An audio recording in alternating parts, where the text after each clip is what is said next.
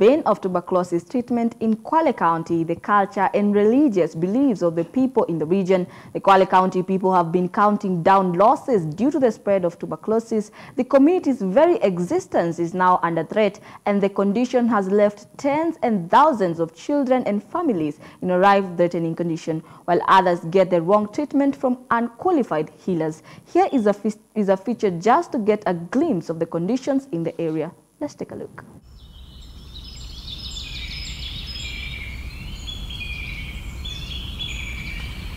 Socio-cultural factors associated with patient delay in commencing tuberculosis treatment among newly diagnosed TB patients include social stigma, disputing positive TB test, seeking alternative traditional treatment, and the beliefs in witchcraft remains the burden in treatment of tuberculosis patients in Kwale County.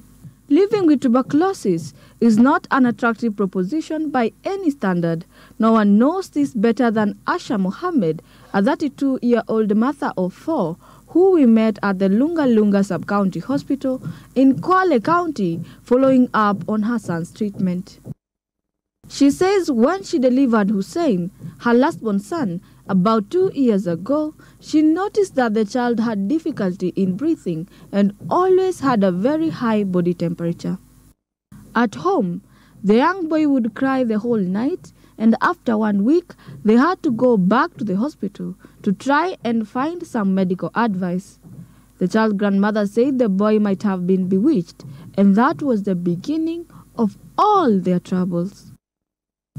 The husband, who stays in Mombasa Likoni area, told her to travel with a young boy to go and see a woman in Mombasa who would help them cast out the evil spirits. Mama akasema wewe huyu mtoto alirogwa sana huyu.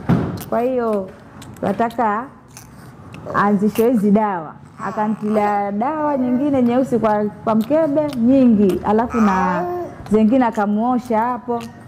Akamrusha akamtoka beseni mwenyewe anaumwa na kifua, alafu akamtoka maji baridi kwa akamrusha haya. Mama akasema wewe huyu mtoto alirogwa sana huyu. The baby was smeared with a powder, then bathed in cold water. Asha says despite her son's chest pains, he was thrown into a basin of cold water and thrown into the air several times. The traditional healer asked them to administer the black powder to the child for a whole week, and if they do not see any changes, they should come back. After 1 week, Asha's mother advised her to take the child to Coast General Teaching and Referral Hospital after it became evident that the black magic was not helpful. However, her husband opposed it, saying they should give it time before they go to the hospital. They were then directed to another traditional healer called Mzee Trai in Kisauni. Mama akasema wewe huyu mtoto alirogwa sana huyu. Kwa hiyo nataka anzishe hizi dawa. Akantilia dawa nyingine nyeusi kwa mkebe nyingi, alafu na zingine akamuosha hapo. Akamrusha akamtoka beseni mwenyewe anaumwa na kifua, alafu akamtoka maji baridi kwa akamrusha haya. Wakaja wakamwandika Msambweni. Nikampeleka Msambweni, akaenda akaandikwa picha ya kifua, akaenda akapiga.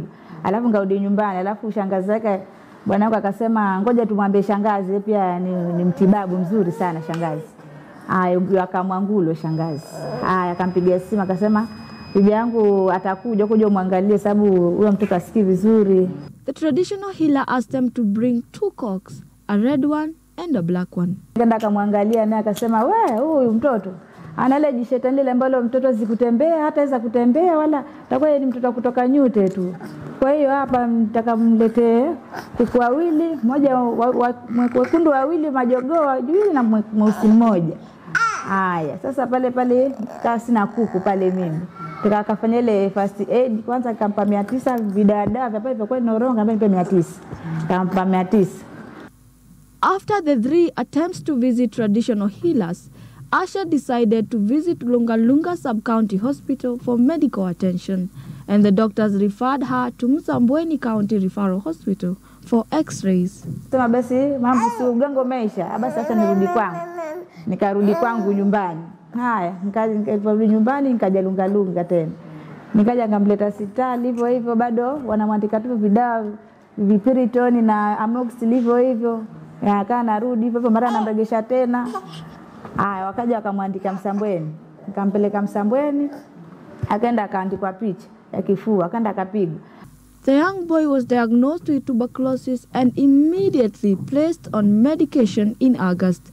It is now 3 months since Hussein started his medication and his health has really improved. He now crawls and tries to stand on his own. At Perani village of Kwale, 67-year-old Jimmy Muli is under tuberculosis medication for a second time after he developed multi-drug resistant tuberculosis. Muli says when he first contracted tuberculosis in 2018, he was placed under medication for 6 months and declared tuberculosis free after finishing his dose. Sasa nikaona vile namueleza daktari, nikaonekana hizi ile dawa inaweza kuwa ndio zinafanya nini.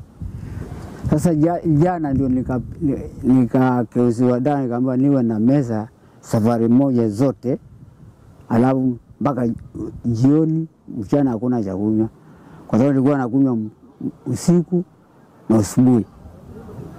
The father of 9 explains that he felt better after the prayers. He parted away with 300 Kenya shillings at the pastor's place as an offering. Sasa nilipoombewa kidogo ikatulia. Sasa mawe ugonjwa mpaka uamini. Worldwide, tuberculosis is one of the top 10 causes of death and the leading cause of death from a single infectious agent. The disease is spread across all countries and affects all age groups. Tuberculosis is caused by bacteria that most often affect the lungs. The disease is curable and preventable and is spread from person to person through the air. When people with lung tuberculosis cough, sneeze or spit, they propel the tuberculosis germs into the air. A person needs to inhale only a few of these germs to become infected. 2 years ago, the Lunga Lunga Sub-County Hospital facility was dependent on AFB smear microscopy for testing of tuberculosis, which is not as sensitive as the modern technology used in its diagnosis. Sylvia Ayon, Senior Policy Manager at Kenya AIDS NGOs Consortium, explains that people in rural areas tend to rush to the elders or religious leaders for advice whenever they have a problem. She further added that a lot of community work was done to sensitize these herbalists, and they went ahead to the extent of mapping those who were so prominent within their locality. According to Ayon, another reason that forces locals to seek help from religious leaders and traditional healers is because of financial problems.